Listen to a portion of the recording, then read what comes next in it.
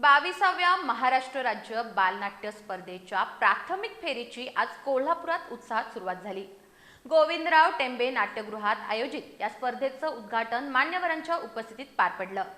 कोल्हापूर आणि कोकण विभागातील विविध संघ शनिवारपर्यंत आपली बालनाट्य सादर करणार आहेत। 22व्या महाराष्ट्र राज्य बालनाट्य स्पर्धेची प्राथमिक फेरी आज कोल्हापुरातील गोविंदराव टेंबे नाट्यगृहात उत्साहात सुरू झाली। अखिल भारतीय मराठी नाट्य परिषदेचे अध्यक्ष मिलिंद अष्टेकर, कार्याध्यक्ष आणि नाट्य वितरक आनंद कुलकर्णी, ज्येष्ठ रंगकर्मी संजय तोडकर, अविनाश देशमुख, कोल्हापूर प्रेस क्लबचे अध्यक्ष शीतल धनवडे तसंच परीक्षक गिरीश भूतकर, हनुमान सुरवसे आणि वैदेही चौरे यांच्या हस्ते स्पर्धेचे उद्घाटन करण्यात आलं।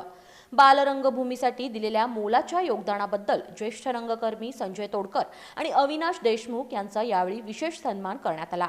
सन्मान स्वीकारल्यानंतर अविनाश देशमुख यांनी मनोगत व्यक्त करताना अशा स्पर्धांमुळे मुलांच्या भावविश्वाला चालना मिळते, तसंच ऑनलाईन युगातही बालनाट्याच्या माध्यमातून मुलांच्या सृजनशीलतेला प्रत्यक्ष वाव मिळतो असं मत व्यक्त केलं। कोल्हापुरातील बालनाट्य चळवळीला अधिक वेग मिळावा यासाठी रंगकर्मींनी पुढाकार घ्यावा अशी अपेक्षाही त्यांनी व्यक्त केली। स्पर्धेच्या पहिल्या दिवशी विविध शाळा आणि संस्थांच्या बालनाट्यांचं सादरीकरण झालं।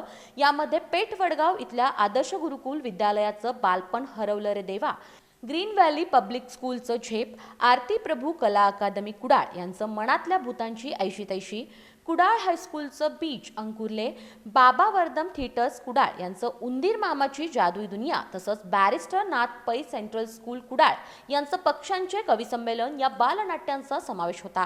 कार्यक्रमाचं सूत्रसंचालन पंडित कनले यांनी केलं। यावेळी मोठ्या संख्येनं नाट्यरसिक, शिक्षक, विद्यार्थी आणि रंगकर्मी उपस्थित होते। ही स्पर्धा शनिवारपर्यंत सुरू राहणार असून कोल्हापूर आणि कोकण विभागातील विविध संघ आपली बालनाट्य सादर करणार आहेत।